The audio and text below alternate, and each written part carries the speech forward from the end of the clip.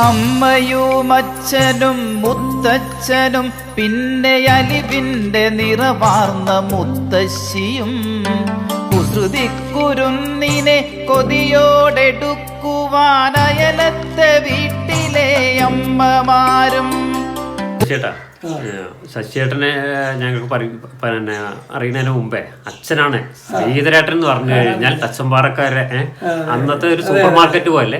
മാത്രമല്ല അന്ന് നമ്മളൊന്നും കാണാത്ത കാർഷിക ഉപകരണങ്ങളും മറ്റുള്ള കാര്യങ്ങളൊക്കെ ആയിട്ടുള്ള ഒരു കച്ചവടക്കാരനാണ് ശ്രീധരേട്ടൻ. അതുപോലെ കളിമണ്ണ്, ഈ ചെത്തുകാരിക്കുള്ള കളിമണ്ണ്, അതുപോലെയുള്ള വട്ടി കൊട്ട തൊട്ടിട്ട് നമ്മൾ ഇന്നുവരെ കാണാത്ത തച്ചമ്പാറക്കാർ കാണാത്ത സാധനങ്ങളൊക്കെ ചെയ്തിരുന്നാണ് അച്ഛൻ. അപ്പൊ അതേപറ്റി ഒന്ന് ഞങ്ങൾക്കൊന്ന് പറയാൻ പറ്റും. കാരണം ശ്രീധരേട്ടൻ എന്ന് പറഞ്ഞു കഴിഞ്ഞാൽ അന്നത്തെ കാലത്ത് തച്ചമ്പാറയിൽ എല്ലാ കുടിയേറ്റക്കാരൊക്കെ വരുന്നത് ശ്രീധരേട്ടന്റെ കടയിലാണ്. അപ്പൊ അതിനെപ്പറ്റി ഒന്ന് ഓർത്തെടുക്കാൻ പറ്റും. അത് ചന്ദ്രൻ ചോദിച്ചാൽ എനിക്ക് മനസ്സിലായി. 1961 അച്ഛൻ ഇവിടെ വരുന്നത്. അപ്പൊ അച്ഛൻ അവിടെയും പലചരക്കടയായിരുന്നു. അപ്പൊ അങ്ങനെ ഇവിടെ ഒരു രാഘവൻ മുതുകുറിശ്ശിയിൽ രാഘവേട്ടനെ അച്ഛന് പരിചയമുണ്ട്. അങ്ങനെ രാഘവേട്ടൻ പറഞ്ഞ ശ്രീധ അവിടെ ചന്തയൊക്കെ ഉള്ള സ്ഥലമാണ്, അവിടെ നമ്മുടെ തെക്കൻ തിരുവിതാംകൂറുകൾ ധാരാളം കുടിയേറിയിട്ടുള്ള സ്ഥലമാണ്, അവിടെ നല്ല കച്ചവട കേന്ദ്രമാണ്. അപ്പോൾ അവിടെ വന്നൊരു കട തുടങ്ങിയാൽ നന്നായിരിക്കും എന്ന് പറഞ്ഞു. അച്ഛനിത് മനസ്സിൽ സൂക്ഷിച്ച് അതിനെക്കുറിച്ചുള്ളൊരു ആലോചന തുടങ്ങി. അച്ഛന് 3 പെങ്ങന്മാരും പിന്നെ അച്ഛനും കൊടുക്കും. പിന്നെ എൻ്റെ അമ്മ എൻ്റെ ഞങ്ങളാണ്. അപ്പോൾ വല്യച്ഛൻ അച്ഛൻ്റെ കൂടെയാണല്ലോ, അച്ഛൻ്റെ അച്ഛൻ. അങ്ങനെ അച്ഛൻ്റെ അനുവാദം മേടിച്ച് പിന്നെ അമ്മ അവർ 11 അംഗങ്ങളാണ് അവരുള്ളത്. അതിൽ 4 ആണുങ്ങളുണ്ട്. അതിൽ മാധവൻ എന്ന് പറയുന്ന നല്ല തൻ്റെ അടിയായ ഒരു അമ്മാവനാണ് എൻ്റെ. അദ്ദേഹത്തെയും കൂട്ടുപിടിച്ച് മാധവനടിയെ നമുക്ക് പോയി നോക്കാമെന്ന് പറഞ്ഞു. സമയമായപ്പം ഈ അമ്മാവൻ്റെ അച്ഛൻ, എൻ്റെ അമ്മയുടെ അച്ഛൻ പോകണ്ടെന്ന് പറഞ്ഞു. അതായത് മലബാർ രംഗം നടന്ന സ്ഥലം അത്. അപ്പോൾ അതിനെക്കുറിച്ചൊരു വലിയ പേടി സ്വപ്നം തിരുവിതാംകൂറിലുള്ള ആൾക്കാർക്ക് ഒരു കാലഘട്ടത്തിൽ ഉണ്ടായിരുന്നു. പിന്നീടാണ് ഈ കുടിയേറ്റം നടന്ന് ജീവിതത്തിന് വേണ്ടി ഇവിടെ വന്ന് പണിയെടുത്ത് കഴിഞ്ഞാൽ ഇവിടെ കുഴപ്പങ്ങളൊന്നും ഇല്ല എന്നുള്ളത് മനസ്സിലാക്കുന്ന പിന്നീടാണ്. അങ്ങനെ ഇവിടെ വന്ന് കാണാൻ വന്ന അച്ഛൻ എന്ത് ചെയ്യുന്നു വെച്ച് കഴിഞ്ഞാൽ ഇവിടെ ഈ കട വാടകയ്ക്ക് എഗ്രിമെൻ്റ് ആക്കിയിട്ടാണ് തിരിച്ചു വന്നത്. പിന്നെ അടുത്ത് കട മറ്റൊരാളെ ഏൽപ്പിച്ച അച്ഛൻ ഇവിടെ വരികയായിരുന്നു. പാലക്കാട് പോയി അന്ന് പലചരക്കടയാണ് തുടങ്ങിയത്. എല്ലാ സാധനങ്ങളൊക്കെ എടുത്ത് അവിടെയാണ് അച്ഛൻ അനുഭവിച്ച ഒരു വളരെ ബുദ്ധിമുട്ട് പറയാൻ വെച്ചാൽ തിരുവാങ്കൂറിലെ അളവ് തൂക്കപാത്രങ്ങളെല്ലാം വ്യത്യസ്തങ്ങളാണ്. ഇവിടെ റാത്തലാണ്. പിന്നെ ചെറിയ വ്യത്യാസങ്ങൾ എല്ലാത്തിനും വന്നു. അന്ന് തൊട്ട കടയ്ക്ക് ഇതിന്റെ അളവൊന്ന് കറക്റ്റാക്കി എടുക്കാൻ വേണ്ടി പറഞ്ഞു വിട്ടിട്ട് കൊടുത്തില്ല. അത് ഒരു റാത്തലിൻ്റെ തന്നാൽ അതിന്റെ വെയിറ്റ് എടുക്കാമല്ലോ, വെയിറ്റ് എടുത്തിട്ട് തൂക്കി കൊടുക്കാമല്ലോ.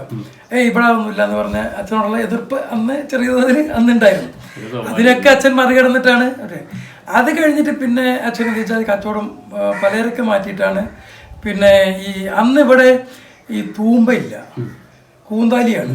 കൂന്താലിയും പിന്നെ കൈക്കോട്ടുമാണ് പ്രധാനമായിട്ട് ഉപയോഗിക്കുന്നത്. പിന്നെ മടാള്, കൃഷി രീതികൾ അങ്ങനത്തെയാണ്.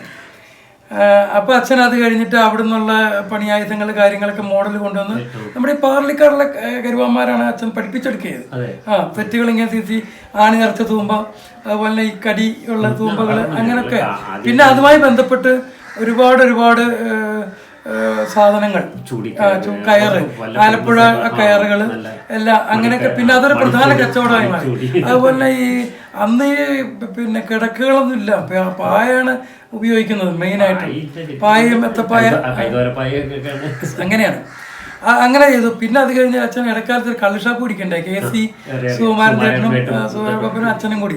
അങ്ങനെയാണ് ഈ കളിമണ്ണ് കൊണ്ടുവരുന്നത് സൃഷ്ടി. അന്ന് ചെത്തുകാർക്ക് ഇവിടെ അന്ന് തെക്കുന്ന് വന്ന ചെത്തുകാരാണ്. അത് കളിമണ്ണ് തേച്ച് അതിന് അങ്ങനെയാണ് ഈ മണ്ണ് കുട്ടനാടൻ ചെടി, അതിൽ മണലിന്റെ അംശം ഉണ്ടാവില്ല. അതാണ് അവിടുന്ന് അതൊക്കെ എല്ലാ സാധനങ്ങളും TVS കൊണ്ടുവന്നിരുന്നത്. TVS കൊണ്ടുവന്നിട്ട് പിന്നെ അത് കച്ചവടം വളരെ പുരോഗമിച്ചെന്ന് പറഞ്ഞാൽ ഇരുമ്പോച്ചോല, പൂഞ്ചോല ആ പ്രദേശത്തുള്ളവർ എല്ലാം ഞായറാഴ്ച ചന്തയിലേക്ക് വരുന്നതാണ്. ഇവിടെ വന്ന് ഒരാഴ്ചക്കുള്ള സാധനങ്ങൾ മേടിച്ച് പോവാണ്. അങ്ങനെ നല്ല കച്ചവടമായിരുന്നു. അങ്ങനെ അച്ഛൻ ഒരുപാട് കാലം കച്ചവടം ചെയ്തു. പിന്നെയാണ് ഞങ്ങൾക്ക് കൈമാറി തരുന്നതൊക്കെ. അപ്പം ഞാൻ തിരിച്ച് നമ്മുടെ പൂർവികതയിലേക്ക് വന്നാൽ തച്ചമ്പാറയുടെ ഇതിൽ വന്നു കഴിഞ്ഞാൽ തച്ചമ്പാറ താഴത്തെ ഒരു കച്ചവടം ഇതായിരുന്നു. അന്ന് ഹോട്ടലുണ്ട്. ആ ഹോട്ടല് മിലിറ്ററി ഹോട്ടൽ അവിടെയാണ് ആ ഇറച്ചിയും അതിനൊരു ടേസ്റ്റ് ഉണ്ട്. ആ മിലിറ്ററി ഹോട്ടലുകാർ തച്ചമ്പാറക്കാരനല്ല, അയാള് ഇവിടുന്ന് വന്ന്. ഞാൻ ഇതിന്റെ മുമ്പേ ഒരുപാട് പേരോട് മിലിറ്ററി ഹോട്ടലിനെ പറ്റി ചോദിച്ചപ്പോൾ ആർക്കും ശശിയേട്ടൻ പറഞ്ഞ പറയാൻ കഴിഞ്ഞില്ല. എനിക്കറിയാം, ഞാൻ അവിടെ പോയി ഭക്ഷണം കഴിക്കുമായിരുന്നു. അച്ഛനെന്ന് പറയും അവിടെ പോയിട്ട് നീ അവിടെ പോയി കഴിച്ചോളാൻ പറയും, പൊറോട്ട ബീഫും കഴിച്ചോളാം. പിന്നെ എണ്ണാണിക്കയുടെ കട, അവിടെയും ബീഫും ഇതും കിട്ടിയിരുന്നു. അതിനേക്കാളൊക്കെ പ്രാധാന്യമുള്ളൊരു കാര്യമാണ് നാരായണൻകുട്ടി, പുത്തൂർ നാരായണൻകുട്ടിയുടെ സെൻട്രൽ ഹോട്ടല്. ഈ പ്രദേശത്തിന് ഒരു വലിയ ഭക്ഷണം കൊടുത്തൊരു ശാലയല്ലേ എന്തിനാ, അത് മറക്കാൻ പറ്റുമോ? അന്നൊക്കെ കാത്തു നിൽക്കുന്ന പൊറോട്ടയ്ക്ക് കൊണ്ട് ക്യൂ നിൽക്കില്ലേ. അത് മാത്രല്ല, കഴിച്ചിട്ട് കൈ കാണിച്ച പോലെ ചരിത്രമാണ് തച്ചന്മാരുടെ വന്ന്. 10 പൈസ ഒരു മനുഷ്യന്റെ ഇല്ലേ. 4-5 പേരെ പണിക്കാരെ അവിടെ, 4-5 പേര് പണിക്കാരുണ്ട്.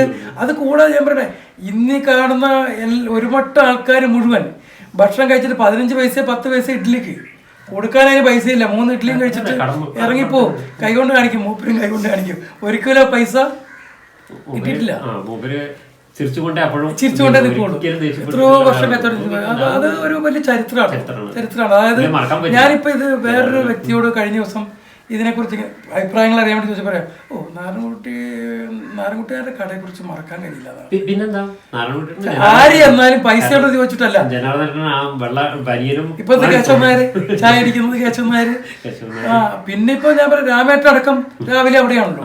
ഗോപാലൻ നായർ മാത്രമേ കൃഷിയിലേക്ക് തിരിഞ്ഞുള്ളൂ. കൃഷ്ണൻകുട്ടിയാർ എവിടെയായിരുന്നു, ഗോപിയുടെ. അത് കഴിഞ്ഞിട്ടാണ് പിന്നെ മുകളിൽ വേറെ ഹോട്ടൽ ഇടുന്നത്. അപ്പൊ അങ്ങനെ ഒരു വലിയ സംഭവം. അതിനേക്കാൾ ഒരു എന്റെ മനസ്സിൽ തോന്നുന്ന ഒരു അനുഭവം എന്താ വെച്ചാല്, തെങ്കര ഭാഗത്തുനിന്ന് നൊട്ടമല ഭാഗത്തുനിന്ന് കാളവണ്ടിക്കാർ. അന്ന് ഈ ടെമ്പോ വാനും സംഭവങ്ങളൊന്നും എല്ലാം കാളവണ്ടിക്കാരാണ്. കാളവണ്ടിയിൽ ഈ സാധനങ്ങൾ ഫുൾ കയറ്റിട്ട് വരിക. എന്നിട്ട് അവർ ഇടത്താവളം തച്ചമ്പാറയാണ്. അന്ന് കച്ചവടക്കാർ വരുന്നെങ്കിൽ ഈ വാതമെടുത്ത് നിർത്താൻ പ്രശ്നങ്ങൾ ഉണ്ടാവാറുണ്ട്. അവർ കൂട്ടമായി തീർക്കും, കച്ചവടക്കാർ കൂട്ടമായിട്ട് വഴക്കുണ്ടാക്കും. ഇങ്ങനെയുള്ള ഈ ഓട കിടക്കാൻ വേണ്ടിയിട്ട് ഇങ്ങനെ മണ്ണിട്ടിട്ട് ഇപ്പൊ ഈ തടി വെച്ചിട്ട് മണ്ണെടുത്ത് അവരെ അടച്ചു നിർത്തും. ഇന്നത്തെ മാതിരിയല്ല, ഇന്നത്തെ മാതിരിയുള്ള സംവിധാനങ്ങളല്ല. അങ്ങനെ വന്നിട്ട് ഇവരവിടെ വന്ന് അവരൊരു ചായ കുടിയും ഒരു ബഹളവും ചാട്ട മേടിക്കലും അതൊക്കെ നമ്മുടെ കടയിലൊക്കെ ഉണ്ട്. നമ്മുടെ ഇവിടെ ചാട്ട മേടിക്കല്, പിന്നെ തിരുമി ഒരു പ്രത്യേക രൂപത്തിലാക്കല്, എന്നിട്ട് കാളയ്ക്ക് അവിടെ വെച്ച് വെള്ളമൊക്കെ കൊടുത്തു. വലിയൊരു ആഘോഷമാണ് അത്. ബുധനും ശനി 2 ദിവസങ്ങളാണ് അവർ വരിക. അന്ന് എല്ലാം റാന്തർ കെട്ടി തൂക്കിയ വണ്ടികളാണ്. അതിന്റെ ഒരു പ്രത്യേകതയുണ്ട്. മുമ്പേ ഒരാൾക്ക് മാത്രമേ ഇതിന് ശ്രദ്ധ ആവശ്യമുള്ളൂ, ബാക്കി എല്ലാ വണ്ടിയും പുറകെ പോകും. അന്ന് ചന്ദ്രന് ഓർമ്മ ഉണ്ടാവുമല്ലോ, തച്ചമ്പാറ കയറ്റം 2 പ്രാവശ്യം താത്തിട്ടാണ് ഈ ഹൈറ്റ് നിൽക്കുന്നത്. ലോറിയിൽ തൂങ്ങി വന്നിട്ട് ആ കയറ്റം എന്ന് പറയുന്നത് വലിയൊരു കയറ്റമാണ്. എനിക്ക് സങ്കടം വന്ന അവസരം ഈ കാളയ്ക്ക് വലിച്ചാക്കില്ല. അപ്പൊ ഇതിനെ നന്നായിട്ട് വാല ചുരുക്കുകയും അടിക്കുകയൊക്കെ ചെയ്യും. അത് മാത്രം ഈ പന്തക്കുറ്റി കത്തിച്ചിട്ട് വാല പിടിപ്പിക്കും. എന്നിട്ട് ഇവരെന്ത് ചെയ്യുന്ന വെച്ചാൽ അത്രയും ഉള്ള അതിനകത്ത് ഹിന്ദുക്കളും മുസ്ലിംസുമാണ് പ്രധാനമായിട്ടും ഈ കാളവണ്ടിക്കാർ. അതിൽ അവരെന്ത് ചെയ്യുന്ന വെച്ചാൽ അവരെല്ലാരും കൂടെ കൂടി തള്ളി കയറ്റം കയറ്റി മോളിൽ കയറ്റി പിന്നെ അങ്ങ് പോയിക്കോളും. എല്ലാം തള്ളി കയറ്റി കച്ചവടക്കാർ ഇവരോട് തല്ലാൻ പോയ അവസരം ഉണ്ടാക്കി, കാളെ ഉതിരിക്കുന്നുണ്ട്. അങ്ങനത്തെ ഭയങ്കര ഇത്. അതേമാതിരി ബുധനാഴ്ച ഇവിടുന്ന് അച്ഛനൊക്കെ എല്ലാ ബുധനാഴ്ചകളും പാലക്കാട്ടേക്ക് കയറും. എല്ലാ കടക്കാരും കയറും. കയറിയിട്ട് അവിടുന്ന് സാധനം എടുത്ത്, അതായത് വണ്ടി ഇവിടെ മുഹമ്മദ് ഉണ്ടായിരുന്നു, തോണിപ്പാട് മുഹമ്മദും തോണിപ്പാട് അംസയും. ആ 2 പേരാണ് ഇവിടേക്ക് സാധനങ്ങൾ പ്രധാനമായിട്ടും കൊണ്ടുവരുന്നത്. അവരുടെ ഇത് കൊടുത്ത് അവരുടെ വണ്ടി നിറയും. അവരെന്ത് ചെയ്യും, ആ വണ്ടിക്ക് തികഞ്ഞില്ലെങ്കിൽ അടുത്ത വണ്ടിക്കാരനെ കൂടെ ഏൽപ്പിച്ച് രാവിലെ ഒരു 6:30-7 മണിയാകുമ്പോഴത്തേന് സാധനം ഇവിടെ എത്തി. അതന്ന് കാളവണ്ടി നടക്കാൻ ലോഡിങ്ങാരല്ല, അന്ന് കാളവണ്ടിക്കാരനെ ഓർമ്മയുണ്ട്.